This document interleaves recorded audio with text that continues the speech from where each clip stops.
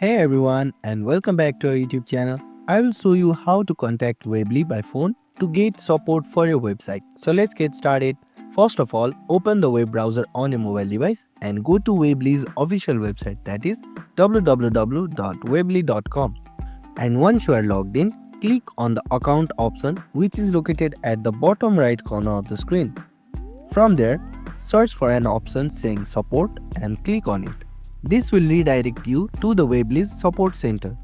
In the help center, you can search for the articles or look for the contact us option which is located at the bottom of the website. And when you see the option saying contact us, click on it.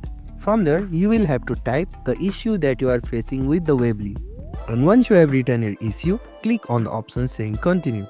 And from here you will get the support, and if you still don't get the support, click on the I still need help option which is at the bottom of the screen.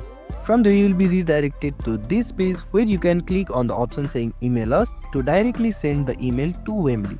And this is it. Now you know how you can contact Weebly by using your phone. And if this video was helpful, don't forget to like, share and subscribe to our YouTube channel, and we'll see you in the next one.